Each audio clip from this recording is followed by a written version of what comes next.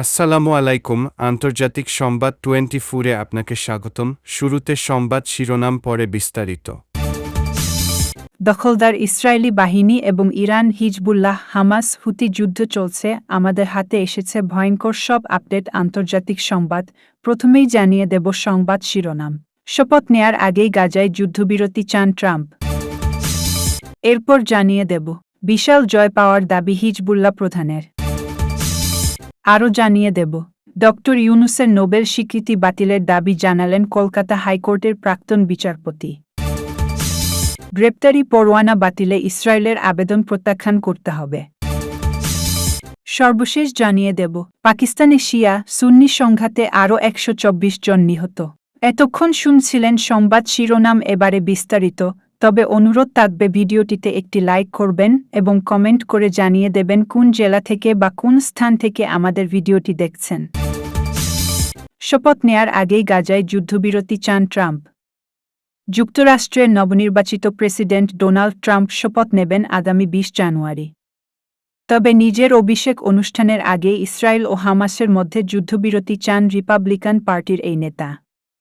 শুক্রবার 29 নভেম্বর যুক্তরাষ্ট্রের পার্লামেন্টের উচ্চকক্ষ সিনেটের সদস্য এবং ট্রাম্পের ঘনিষ্ঠ হিসেবে পরিচিত রিপাবলিকান পার্টির রাজনীতিবিদ লিন্ডসে গ্রাহাম এক সাক্ষাৎকারে এই তথ্য জানিয়েছেন। গ্রাহাম এই সপ্তাহে ইসরায়েল সফর করেছেন। সেখানে তিনি ইসরায়েলের প্রধানমন্ত্রী বেনিয়ামিন নেতানিয়াহু সহ শীর্ষ কর্মকর্তাদের সাথে সাক্ষাৎ করেন। গাজায় সম্ভাব্য যুদ্ধবিরতির বিষয়ে মিশরীয় কর্মকর্তাদের সাথে আলোচনার জন্য শনিবার হামাসের একটি প্রতিনিধিদল কায়রো সফর করার কথা রয়েছে। এর মধ্যেই যুদ্ধবিরতি নিয়ে ট্রাম্পের মনোভাব জানা গেল। বিশাল জয় পাওয়ার দাবি হিজবুল্লাহ প্রধানের। ইসরায়েল ও ইরান সমর্থিত লেবাননের সশস্ত্র গোষ্ঠী হিজবুল্লাহর মধ্যে যুদ্ধবিরতির পর প্রথমবারের মতো ভাষণ দিয়েছেন গোষ্ঠীটির প্রধান শেখ নাঈম কাসেম। শুক্রবার 29 নভেম্বর বার্তা সংস্থা এএফপির এক প্রতিবেদনে এই তথ্য জানানো হয়েছে। ভাষণে কাসেম ইসরায়েলের বিরুদ্ধে বিশাল জয় পাওয়ার দাবি করেছেন। তিনি বলেছেন, আমি আনুষ্ঠানিক এবং স্পষ্টভাবে ঘোষণা দেওয়ার সিদ্ধান্ত নিয়েছি যে আমরা একটি মহান বিজয়ের মুখোমুখি যা জুলাই 2006-কে ছাড়িয়ে গেছে। নাঈম কাসেম আরও বলেন, আমরা জিতেছি কারণ হিজবুল্লাহকে ধ্বংস করা থেকে আমরা শত্রুদের প্রতিহত করেছি। 1 বছর ধরে যুদ্ধের পর গত বুধবার থেকে হিজবুল্লাহ ও ইসরায়েলের মধ্যে যুদ্ধবিরতি হয়েছে। এদিকে যুদ্ধবিরতি শুরুর পর প্রথমবারের মতো সাক্ষাৎকার দিয়েছেন ইসরায়েলি প্রধানমন্ত্রী বেনিয়ামিন নেতানিয়াহু। সাক্ষাৎকারে নেতানিয়াহু হিজবুল্লাহকে কড়া সতর্কবার্তা দিয়েছেন। নেতানিয়াহু বলেছেন, হিজবুল্লাহ যদি কোনো ধরনের চুক্তি লঙ্ঘন করে তাহলে ভয়াবহ যুদ্ধ হবে। ইসরায়েলি প্রধানমন্ত্রী জানান, আমি প্রতিরক্ষা বাহিনীকে নির্দেশনা দিয়েছি যে যদি কোনো চুক্তির লঙ্ঘন হয় তাহলে সার্জিক্যাল অভিযানের থেকেও ভয়াবহ জবাব দেওয়া হবে। তবে যুদ্ধবিরতি স্বল্প সময়ের জন্য হতে পারে বলে চ্যানেল 14-কে দেওয়া সাক্ষাৎকারে উল্লেখ করেছেন নেতানিয়াহু। এছাড়া তিনি বলেছেন, ইসরায়েল প্রথম দিন থেকেই যুদ্ধবিরতি কার্যকর করেছে।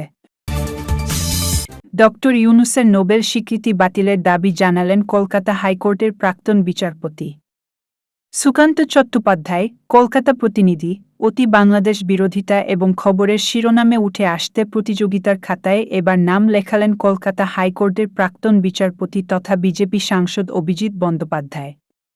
শনিবার 30 নভেম্বর তিনি সংসদ অধিবেশন শেষ করে কলকাতা ফিরে কলকাতা নেতাজি সুভাষচন্দ্র বোস আন্তর্জাতিক বিমানবন্দরে সাংবাদিকদের প্রশ্নের উত্তরে বলেন, এটা অত্যন্ত অন্যায় হচ্ছে বাংলাদেশে।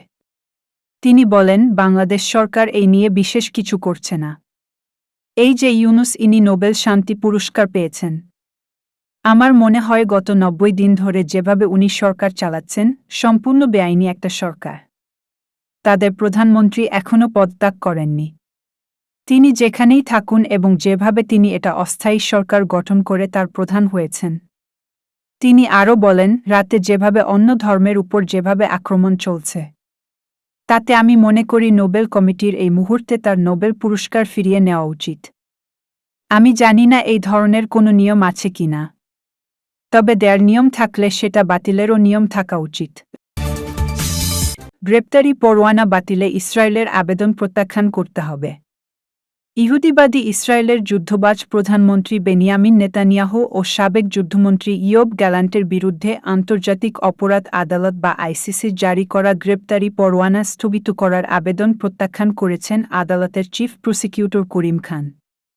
গতকাল শুক্রবার আদালতের ওয়েবসাইটে পোস্ট করা এক বিবৃতিতে তিনি বলেন, নেতানিয়াহু ও ইয়োব গ্যালান্টের বিরুদ্ধে জারি করা গ্রেপ্তারি পরোয়ানা স্থগিত করার জন্য ইসরায়েলের পক্ষ থেকে যে আবেদন জানানো হয়েছে তাকে অবশ্যই প্রত্যাখ্যান করতে হবে।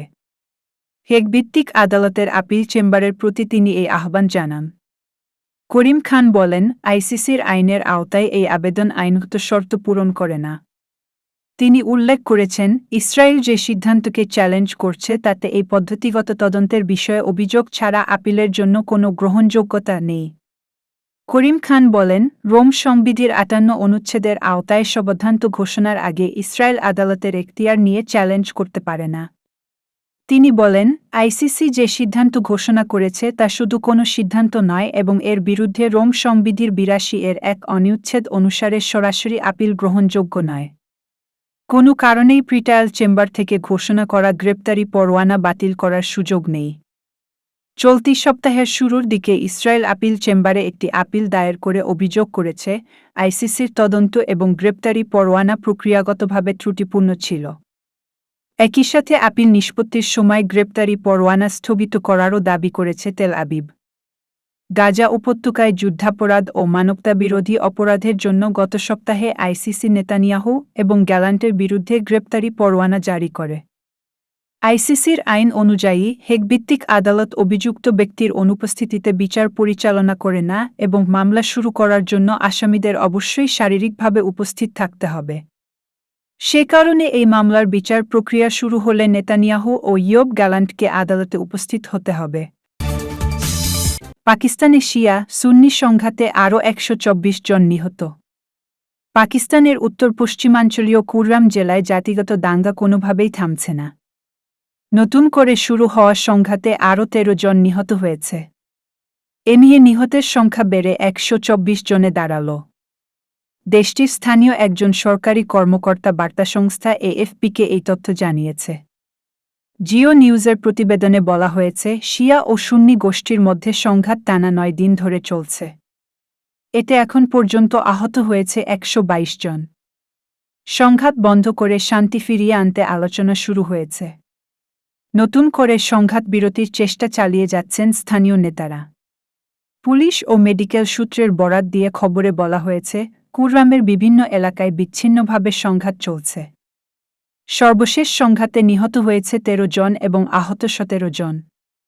দেশটির জেলা প্রশাসন জানিয়েছে, সাম্প্রদায়িক দাঙ্গার কারণে পেশাওয়ারপাড়া চিনার হাইওয়ে টানা ৮ দিন ধরে বন্ধ আছে। এতে দৈনন্দিন জীবন ও বাণিজ্য কার্যক্রম ব্যাহত হচ্ছে।